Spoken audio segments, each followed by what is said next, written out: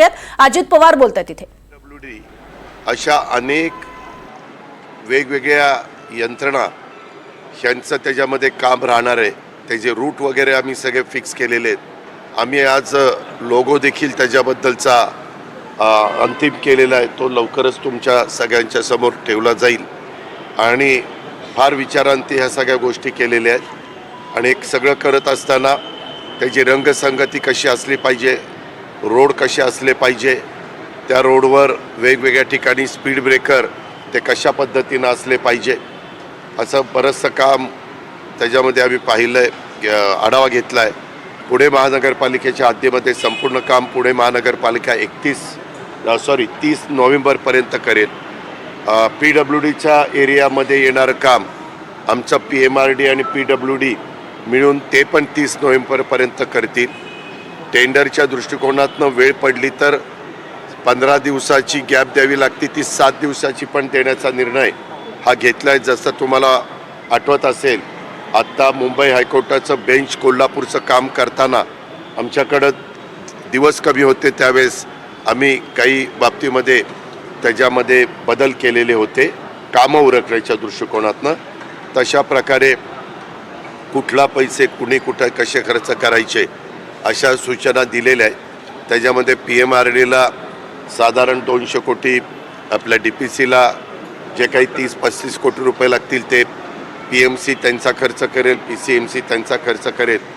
Police खात्याला पण त्यामध्ये काही आर्थिक मदत लागणार आहे, त्याच्याही बद्दलचं नियोजन आम्ही सगळ्यांनी केलेलं आहे. दर 15 दिवसाला ह्या कामाच्या करता म्हणजे पुणे ग्रँड चॅलेंज टूरच्या बद्दल बसायचा निर्णय देखील आम्ही केलेला आहे.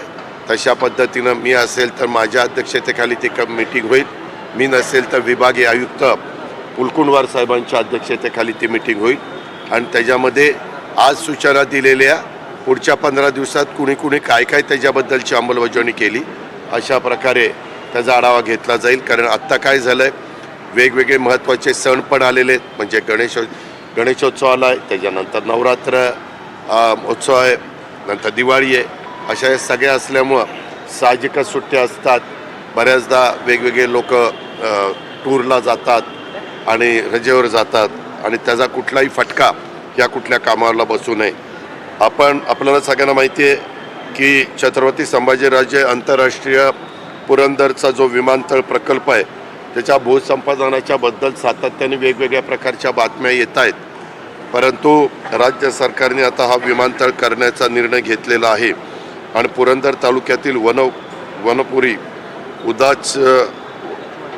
उदाचेवाडी, कुंभारवळण, एकतपूर, पारगाव, मुंजवडी, खानवडी या गावांच्या मधील एकूण साधारण 1285 हेक्टर जमीन म्हणजे जवळपास 3100 वर काही येईल, 3200 धरा, 3200 एकर जमीन, 3200 एकर जमीन आम्ही त्याच्या संदर्भामध्ये 25 ऑगस्टला भूसंपादनाच्यासाठी संमतीपत्र सादर करण्याच्या करता आमचे जिल्हाधिकारी त्यांच्या बाकीच्या यंत्रणेला सूचना देऊन त्याची अंमलबजावणी त्या संदर्भातली सुरू करतील.